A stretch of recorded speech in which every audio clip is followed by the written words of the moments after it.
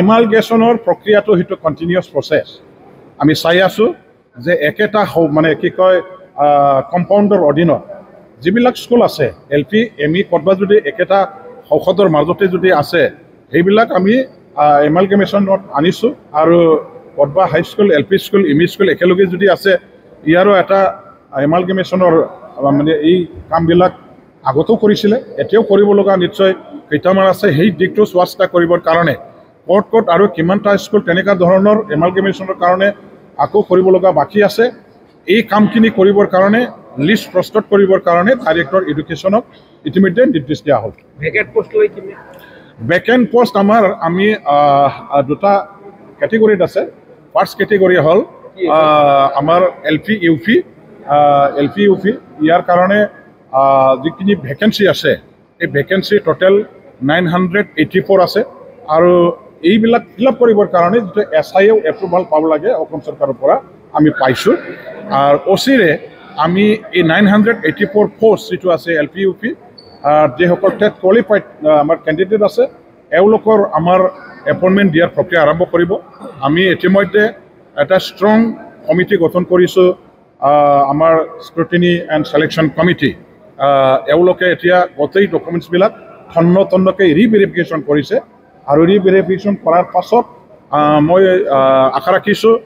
মানে 22 জানুৱাৰী আমি গোটেইখিনি 984 পোষ্টৰ এগেইনষ্টত এপইণ্টমেণ্ট টিচাৰ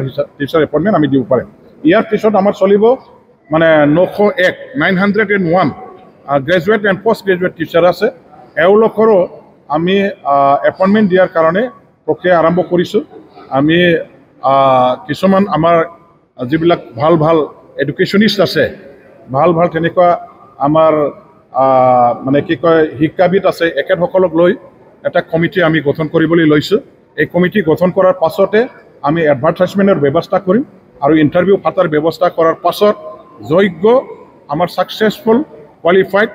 এই টিচাৰ মানে কি কেণ্ডিডেটবিলাকক টিচাৰৰ কাৰণে এপইণ্টমেণ্ট দিয়া হ'ব এপইণ্টমেণ্ট পিয়ৰলি ট্ৰেন্সপাৰেণ্ট হ'ব আৰু on the basis of merit appointment দিয়াৰ আমি ব্যৱস্থা কৰিম আপোনাসকলে সবেই জানে এডুকেশ্যন ডিপাৰ্টমেণ্টটো হ'ল এটা সমস্যাৰে ভৰিপূৰ্ণ এটা ডিপাৰ্টমেণ্ট হয় আৰু গধুৰ ডিপাৰ্টমেণ্ট হয় লাৰ্জেষ্ট মেন পাৱাৰ জড়িত থকা এটা ডিপাৰ্টমেণ্ট আৰু এই ডিপাৰ্টমেণ্টটো আৰম্ভণিৰ পৰাই বহুকেইটা বিভিন্ন ধৰণৰ ডিপাৰ্টমেণ্টৰ লগত যুঁজ দিব লগা এটা ডিপাৰ্টমেণ্ট হয় তেনেকুৱা এটা ডিপাৰ্টমেণ্ট আজি মই BTCৰ এজন কাৰ্যবাহী সদস্য হিচাপে কাম কৰিবৰ কাৰণে দায়িত্ব যিহেতু পাইছোঁ আৰু সেইটো দায়িত্ব লোৱাৰ এই ডিপাৰ্টমেণ্টৰ দায়িত্ব লোৱাৰ পাছতেই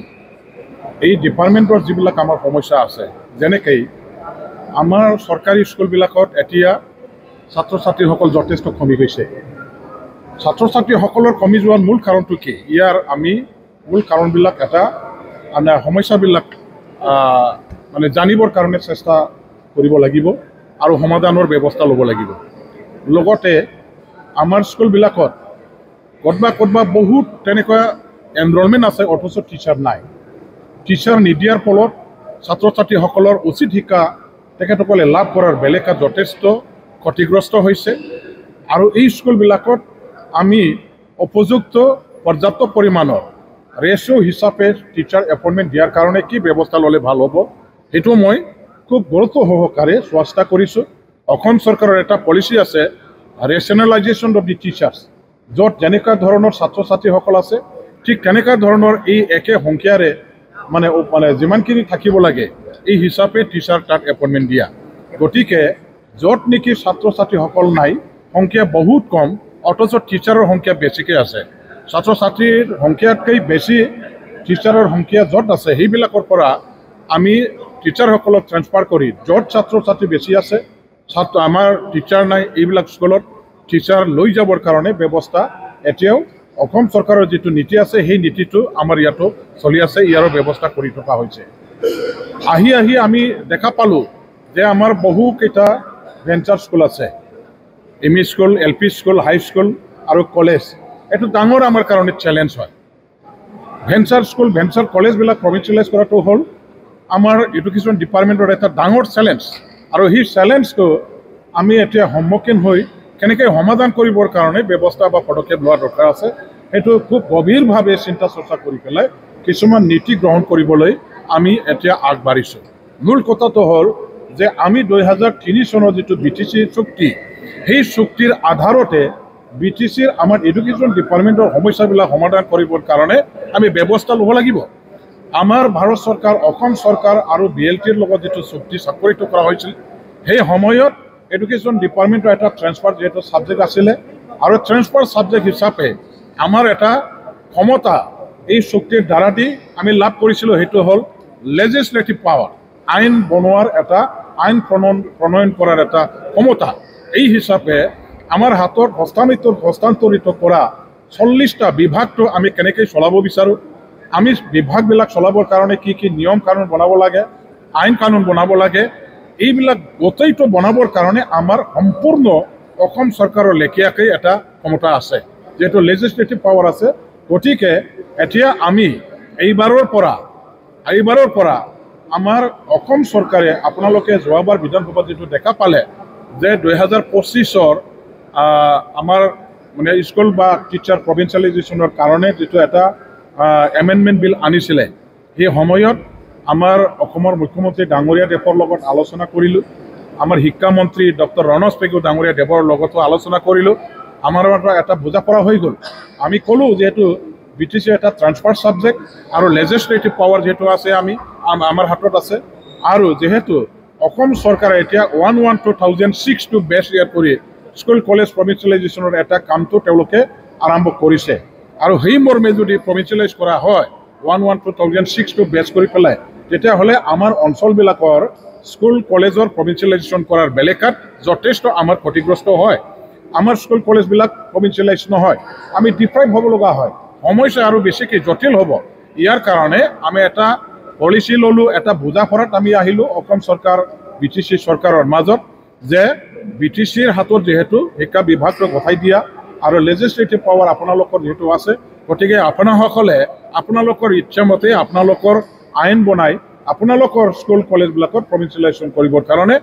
ক্ষমতা যিহেতু আছে, সেই হিচাপে আপোনাসকলে নতুন এটা আইন বনাব পাৰে, আপোনালোকে বনাব। এইখিনি কথা আমি অনুমোদন হিচাপে অসম চৰকাৰৰ পৰা লাভ কৰিলোঁ। মুখ্যমন্ত্ৰী ডাঙৰীয়া দেৱক মই ধন্যবাদ দিছোঁ, শিক্ষামন্ত্ৰী ডাঙৰীয়া দেৱক মই ধন্যবাদ দিছোঁ। এইখিনি ক্ষমতা আমি এক্সাৰচাইজ কৰিবৰ কাৰণে, ইমপ্লিমেণ্ট কৰিবৰ কাৰণে আজি যে আমি চৰকাৰৰ পৰা সঁহাৰি পাইছোঁ, সহযোগ পাইছোঁ আৰু একৰ্ডিং টু ডেট যোৱা এছেম্বলিত মই মানে আমাৰ এই এমেণ্ডমেণ্ট বিলৰ ওপৰত যেতিয়া আমাৰ BTC অঞ্চলটো বাদ দি পেলাই অসম চৰকাৰে এমেণ্ডমেণ্ট বিলটো পাছ কৰিব লাগে, ইয়াৰ কাৰণে এটা মোচন এটা মুভ কৰিছিল, মানে এমেণ্ডমেণ্ট আনিবৰ কাৰণে যিটো বিল আমাৰ BTC অঞ্চলকো সাঙুৰি লৈ পেলাই বনোৱা হৈছিল, সেইটো BTC অঞ্চলটো এক্সক্লুড কৰি বনাব লাগে আৰু BTCক নিজাববীয়াকৈ বিল বনাবৰ কাৰণে, আইন বনাবৰ কাৰণে মানে সুবিধাখিনি দিব লাগে, অথৰিটিখিনি দিব লাগে আৰু BTCয়ে যিখিনি আইন বনায়, যিবিলাক স্কুল কলেজৰ প্ৰভিঞ্চিয়েলাইজেশ্যনৰ তালিকা অসম চৰকাৰলৈ ছাবমিট কৰিব, তেওঁলোকে সেইটোকে অনুমোদন জনাই আমাৰ প্ৰভিঞ্চিয়েলাইজৰ যিটো প্ৰক্ৰিয়া সেইখিনি প্ৰক্ৰিয়াত আমাৰ সহায় কৰিব। আমি ইয়াৰ কাৰণে BTC গভৰ্ণমেণ্টে এতিয়া আমাৰ এই যিহেতু আজিৰ পৰা ছেশ্যন শেষ হৈ গ'ল, মই আমাৰ প্ৰিন্সিপাল ছেক্ৰেটাৰী ডাঙৰীয়া, এডুকেশ্যন ছেক্ৰেটাৰী ডাঙৰীয়া আৰু চিফ মহোদয়ৰ লগত একেলগে আলোচনা কৰি আমি কেনেকুৱা ধৰণৰ বিল প্ৰস্তুত কৰাটো ভাল হ'ব, স্কুল কলেজৰ প্ৰভিঞ্চিয়েলাইজেশ্যনৰ কাৰণে এক্টটো আমি কেনেকুৱা ধৰণৰ বনালে আমাৰ উপকৃত হ'ব, স্কুল কলেজবিলাকৰ প্ৰভিঞ্চিয়েলাইজেশ্যনৰ প্ৰক্ৰিয়া আমাৰ ভাল হ'ব, সেইখিনি দিশ চালি জাৰি চাই আমি মানে শুদ্ধ এটা আইন প্ৰণয়ন কৰিবৰ কাৰণে এটা কমিটি গঠন কৰিম। ইয়াৰে আলোচনা আমি কৰিম আৰু অচিৰে সেই আইনটো প্ৰস্তুত কৰি আমি অসম চৰকাৰৰ লগত মানে আমাৰ প্ৰভিঞ্চিয়েলাইজেশ্যনৰ প্ৰক্ৰিয়া আৰম্ভ কৰিম আৰু তেখেতসকলক ইতিমধ্যে কোৱা হ'ল যে যিমানখিনি BTC অথৰিটিৰ ফালৰ পৰা স্কুলবিলাক প্ৰভিঞ্চিয়েলাইজ কৰিবৰ কাৰণে ব্যৱস্থা লোৱা হ'ব, যিখিনি তালিকা আমি চৰকাৰৰ হাতত গঠাই দিম, সেইখিনি তালিকা অসম চৰকাৰে এপ্ৰুভাল দি পেলাই গোটেই ইয়াৰ কাৰণে যিখিনি ফাইনেন্সিয়েল বাৰ্ডেন হ'ব, সেই ফাইনেন্সিয়েল বাৰ্ডেনটো তেখেতসকলে বহন কৰিব। নহ'লে আমি যদি স্কুল মাত্ৰ প্ৰভিঞ্চিয়েলাইজ কৰি অনুমোদনৰ কাৰণে পঠিয়াই দিওঁ, আকৌ ইয়াৰ এগেইনষ্টত যদি ফাণ্ড এল'কেশ্যন যদি দিয়া নহয়, বাজেট প্ৰভিজন যদি ৰখা নহয়, স্পেচিয়েল ফাণ্ড এলকেশ্যন যদি দিয়া নহয় against the list of the মানে স্কুল মানে ফৰ প্ৰভিঞ্চিয়েলাইজেশ্যন এনেহ'লে মানে ইয়াত শিক্ষাৰ ব্যৱস্থা ভংগ হ'ব, পেৰালাইজ হ'ব। গতিকে এইখিনি কথা আমি স্পষ্টভাৱে আমাৰ অসম চৰকাৰৰ লগত এটা বুজা পৰা হৈ গৈছে। আমি অচিৰে BTCৰ শিক্ষা অনুষ্ঠানবিলাকৰ চলাবৰ কাৰণে মানে এটা শক্তিশালী, এটা শুদ্ধ আৰু চবৰে গ্ৰহণযোগ্য এটা আইন প্ৰণয়ন কৰিম। আৰু ইয়াৰ আগতে আমি আমাৰ BTC অঞ্চলৰ যিবিলাক সংগঠন আছে, শিক্ষক ঘণ্টা, আমাৰ নন প্ৰভিঞ্চিয়েলাইজ স্কুলবিলাকৰ কলেজবিলাকৰ যিবিলাক শিক্ষক ঘণ্টা আছে তেওঁলোকৰ লগতো আমি কথা পাতিম। বড়ো সাহিত্য সভাৰ লগতো আমি কথা পাতিম, আফচুৰ লগতো আমি কথা পাতিম। বিভিন্ন আমাৰ শিক্ষক ঘণ্টাবিলাকৰ লগতো আলোচনা কৰি তেওঁলোকৰ পৰাও আমি ভিউ পইণ্টবিলাক লৈ ল'ম। আৰু গোটেইখিনি ঠিক ঠাক কৰাৰ পাছত আমি বিলটো ফাইনেলাইজ কৰি অসম চৰকাৰৰ মানে আমাৰ শিক্ষা বিভাগৰ মন্ত্ৰী ডাঙৰীয়াৰ লগতো আমি শ্বেয়াৰ কৰিম, মুখ্যমন্ত্ৰীৰ লগতো শ্বেয়াৰ কৰিম। আৰু ইয়াৰ পাছত প্ৰভিঞ্চিয়েলাইজেশ্যনৰ এই ব্যৱস্থাটো কৰা হ'ব। ইয়াৰ কাৰণে অলপ টাইমৰ প্ৰয়োজন হ'ব।